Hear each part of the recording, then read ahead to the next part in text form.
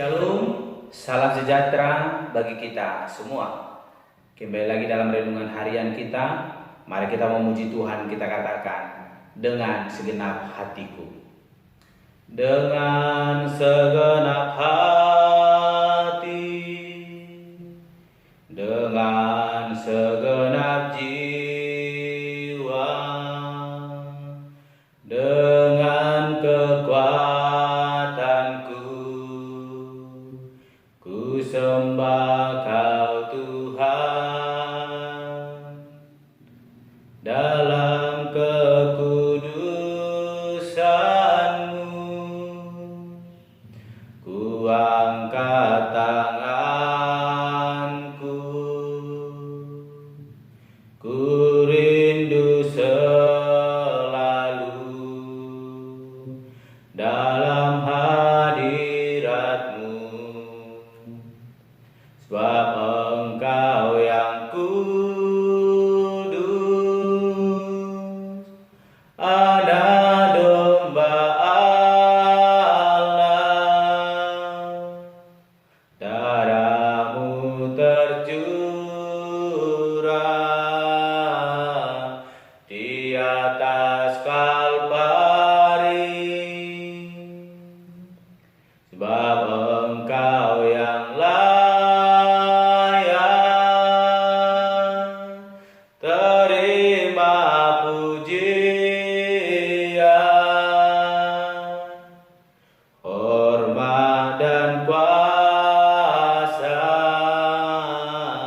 sekarang dan selamanya. Amin. Mari Bapak Ibu kita membuka Alkitab kita dari kitab 2 Samuel pasal yang kedua, ayat yang pertama sampai dengan yang ke-11. Demikianlah firman Tuhan.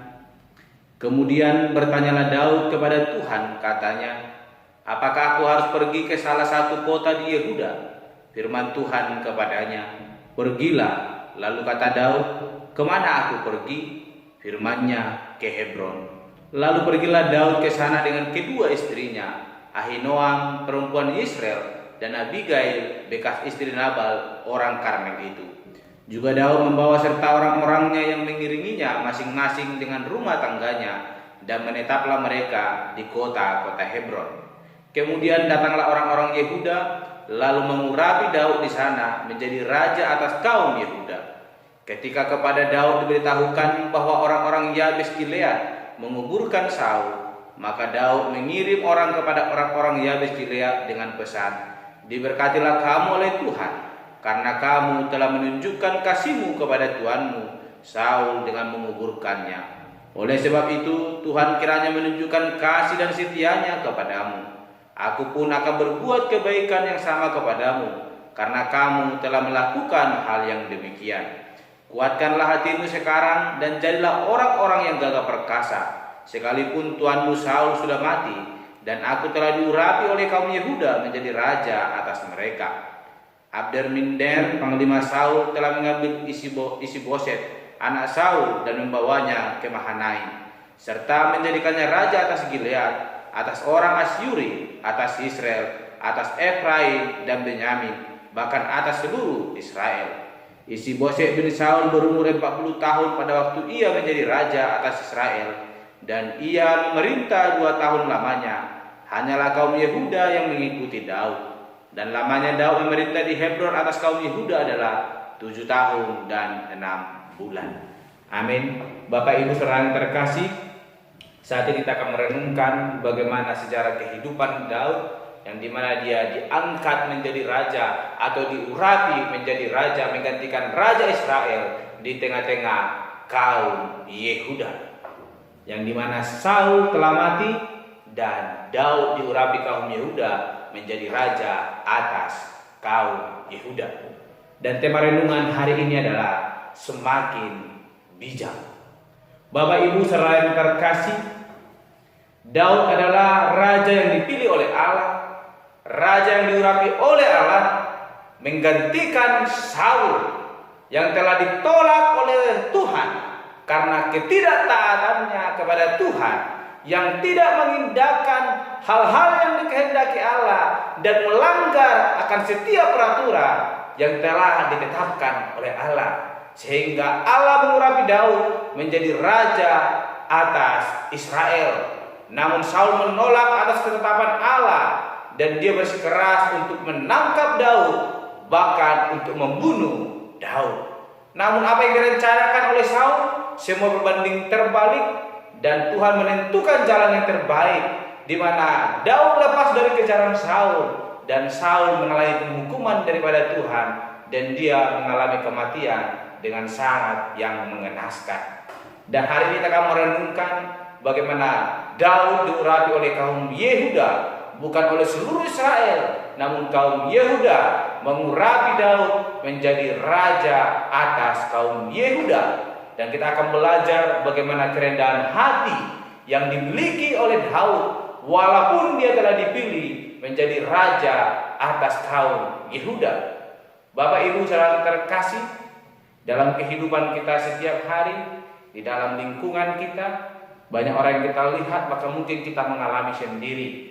Ketika kita mengalami kenaikan pangkat, bahkan mungkin perekonomian kita mulai menaik, ada keegoisan yang timbul dalam hidup kita. Kita merasa lebih berkuasa, kita merasa lebih hebat daripada orang lain. Namun hari ini dari firman Tuhan akan kita renungkan, kita belajar dari Raja Daud, di mana ketika dia telah diurapi oleh kaum Yehuda menjadi seorang raja, yang dahulunya dia telah diurapi oleh Tuhan menjadi raja, namun mengalami penolakan daripada Raja Saul, bahkan orang-orang yang membela Saul, dan dia harus dikejar-kejar oleh pasukan dari Raja Saul yang untuk dibunuh, ditangkap, sehingga Daud tidak menjadi raja menggantikan Saul. Namun Tuhan berkenan atas Daud. Perkenan Tuhan terjadi dalam kehidupan Daud dan mengizinkan Daud terlepas dari kejaran itu dan menjadikan Daud menjadi raja, walaupun tidak menjadi raja secara keseluruhan di tengah-tengah Israel, namun di tengah-tengah kaum Yehuda yang saat hari ini kita renungkan. Apa yang kita pelajari dari kehidupan Daud ini? Sesuai dengan tema kita hari ini, semakin bijak. Daud telah memiliki kekuasaan. Daud telah dipimpin menjadi pemimpin tertinggi di tengah-tengah kaum Yehuda. Dia telah memiliki otoritas.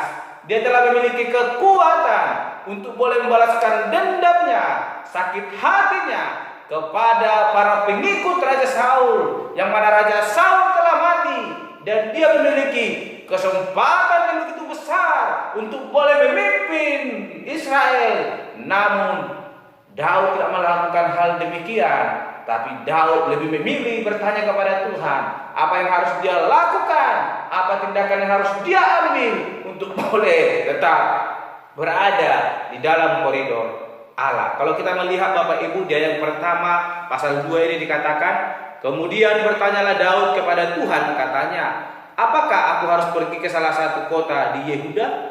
Firman Tuhan kepadanya, pergilah. Lalu kata Daud, kemana aku pergi? Firman-Nya, ke Hebron. Suatu kerendahan hati yang dimiliki oleh Daud, suatu hikmat yang luar biasa, suatu kebijakan yang boleh dimiliki oleh Daud, di mana dia boleh mau bertanya kepada Tuhan.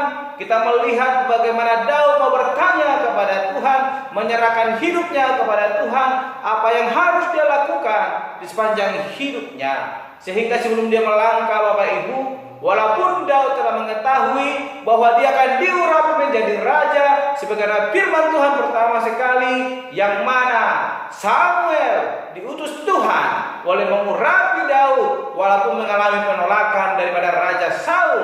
Dan itu suatu ketetapan yang sangat luar biasa dimiliki oleh Daud, di mana Saul yang telah menolak dia telah mati, dan dia memiliki kesempatan yang begitu besar untuk boleh menguasai Israel, menjadi pemimpin yang tertinggi di tengah-tengah orang Israel. Namun Daud tidak memilih untuk melakukan hal demikian, namun dia berhikmat sebagai orang yang diurapi oleh Tuhan. Dia semakin bijak dalam mengambil keputusan. Dia bertanya kepada Tuhan, apa yang harus dia lakukan, kemana dia harus pergi. Dan Tuhan menuntun Daud untuk pergi ke Hebron. dan menetap tinggal di sana. Kita membaca Bapak Ibu di ayatnya yang keempat, kemudian datanglah orang-orang Yehuda lalu mengurapi Daud di sana menjadi raja atas kaum Yehuda. Ketika kepada Daud diberitahukan bahwa orang-orang Yabes Gilead menguburkan Saul, maka Daud mengirimkan orang kepada orang-orang Yabes Gilead dengan pesan, diberkatilah kamu oleh Tuhan karena kamu telah menunjukkan kasihmu kepada Tuanmu Saul dengan menguburkannya. Bapak Ibu, ayat 4 dan 5, ayat 4 kita membahas bagaimana reaksi yang boleh didapatkan oleh Daud ketika dia berjalan sesuai dengan kehendak Allah, sesuai dengan yang diperintahkan oleh Allah. Apa yang telah Tuhan janjikan dalam hidupnya digenapi oleh Tuhan. Suatu kebijakan yang dimiliki oleh Daud yang mau mengikuti perintah Tuhan, membuahkan hasil. Dia tetap diurapi. Tuhan mengirimkan kaum Yehuda, sehingga kaum Yehuda mengurapi Daud, menjadikan Daud menjadi raja atas kaum Yehuda. Bapak Ibu, kita melihat apa yang dilakukan oleh Daud menyenangkan hati Tuhan, dan Tuhan membalas itu dan menepati janjinya, di mana dahulu Allah telah mengurapi Daud melalui Samuel menjadi raja, dan hari ini kita merenungkan ketetapan itu terjadi walaupun Saul telah mati. Ada banyak yang mengejar Daud, tetapi ketika dia melakukan kehendak Allah, tidak berpikir secara duniawi, mau memiliki kekuasaan secara pribadi, secara kekuatan manusia, tapi dia mengandalkan Tuhan, bertanya kepada Tuhan, dan Tuhan menghendaki terjadi. Dan orang Yehuda dikirim Tuhan untuk mengurapi Daud menjadi raja. Inilah suatu pelajaran yang berharga kita dapatkan daripada Daud. Hati yang mau bijak, hati yang mau merendah diri di hadapan Tuhan, hati yang mau bertanya kepada Tuhan, dan hati yang mau melakukan kehendak Tuhan akan membuahkan hasil yang manis. Dan poin yang kedua Bapak Ibu, ketika kita semakin bijak, maka kita akan semakin merendahkan diri dan semakin hidup di dalam kasih. Terbukti Bapak Ibu, ketika Daud mendengar berita, pesan sampai kepada Daud bahwa Raja Saul yang telah mati dikuburkan oleh orang-orang yang mengasihi Saul, para pengikut-pengikut Saul. Hal ini membuat hati daripada Daud sangat berterima kasih. Walaupun mungkin berhak Daud untuk membenci Saul, tidak peduli kepada Saul, namun ketika dia mendengarkan berita itu, kasih itu muncul dalam hidup Daud. Dia mengirimkan utusan untuk mengatakan ucapan terima kasih kepada orang-orang yang telah menguburkan Saul. Sebagai pikiran manusia Bapak Ibu, tidak penting Daud datang berterima kasih.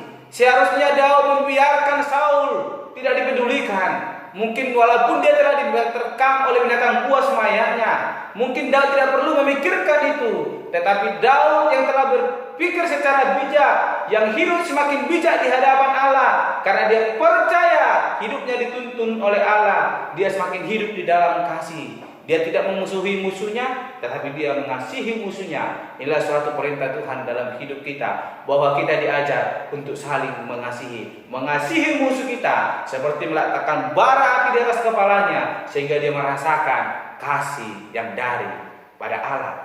Bapak Ibu saudara terkasih, dalam kehidupan kita sehari-hari, jangankan mungkin seperti Saul mengejar Daud sampai ingin membunuh Daud, hanya mungkin menggosipi kita saja, mungkin kita tidak mau peduli lagi dalam kehidupan orang tersebut. Namun Daud hari ini mau mengajarkan kepada kita, sikap yang dimiliki Daud membuktikan bahwa dia adalah orang yang diurapi oleh Tuhan, bahwa dia adalah orang yang dikasihi oleh Tuhan, dan kasih daripada Tuhan itu nyata dalam kehidupannya lewat pesan, lewat hati yang mau mengasihi walaupun itu adalah musuhnya. Di mana ketika Daud dikuburkan oleh orang-orang yang mengasihi Saul, dia berpesan mengucapkan terima kasih. Dikatakan ayat yang kelima, maka Daud mengirim orang kepada orang-orang Yabes Gilead dengan pesan, diberkatilah kamu oleh Tuhan karena kamu telah menunjukkan kasihmu kepada Tuanmu Saul dengan menguburkannya. Ayat ke-6, oleh sebab itu Tuhan kerana menunjukkan kasih dan setianya kepadamu, aku pun akan berbuat kebaikan yang sama kepadamu karena kamu telah melakukan hal yang demikian. Bapak Ibu saudara yang terkasih, mungkin ada orang yang membenci kita, ada orang yang memusuhi kita.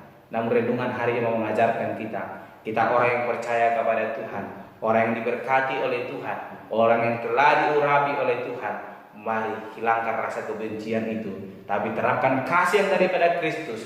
Maka itu akan mengubahkan kehidupan orang-orang yang membenci kita, akan semakin mengasihi kita, bahkan mengasihi Tuhan Allah. Sebagaimana renungan kita di minggu-minggu yang lalu dalam kitab Efesus, dikatakan bahwa kita sebagai anak-anak terang, kita harus menerangi kegelapan itu, sehingga kegelapan itu semakin nampak dan kegelapan itu berubah menjadi terang di dalam Kristus. Inilah buah yang harus kita hasilkan sebagai orang-orang yang diurapi oleh Tuhan. Kita harus semakin bijak, semakin merendahkan hati kita, bahkan semakin hidup dalam kasih Kristus. Sebagaimana yang dinyatakan oleh Daud, sebagai orang diurapi oleh Tuhan, dia bukan semakin sombong, namun semakin merendahkan diri di hadapan Tuhan, bertanya kepada Tuhan apa yang harus dia lakukan, dan membuktikan kasih yang daripada Tuhan itu kepada sesama yang membutuhkan kasih itu.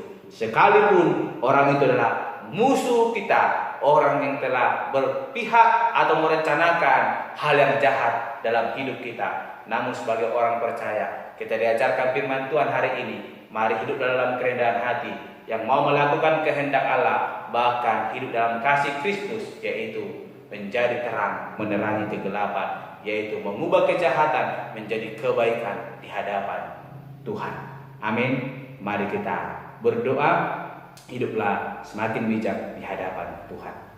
Bapa Surgawi, kami bersyukur buat renungan hari ini, di mana kami belajar dari kehidupan Daud yang telah diurapi Tuhan menjadi raja, di mana ketika dia diurapi, dia bukan semakin sombong, bahkan membenci musuhnya, tetapi dia semakin merendahkan diri, bahkan bertanya kepada Tuhan untuk apa yang harus dia lakukan, sehingga boleh berjalan sesuai dengan kehendak Tuhan, bahkan hidup semakin mengasihi Tuhan Allah, bahkan sesama, bahkan sekalipun orang-orang yang membenci Daud. Demikian dengan hidup kami Tuhan, ajar kami boleh hidup seperti Daud, orang-orang yang percaya mau sungguh-sungguh melakukan kehendak Allah, bahkan menerangkan kasih Kristus yang boleh kami rasakan dalam hidup kami kepada sesama kami, bahkan orang-orang yang tidak mengasihi kami. Yang menjadi kerinduan kami Tuhan, dalam nama Tuhan kami berdoa, haleluya, amin. Shalom Bapak Ibu, semakin bijak dalam menghadapi kehidupan ini, maka kasih Kristus akan melimpah dalam kehidupan kita. Amin.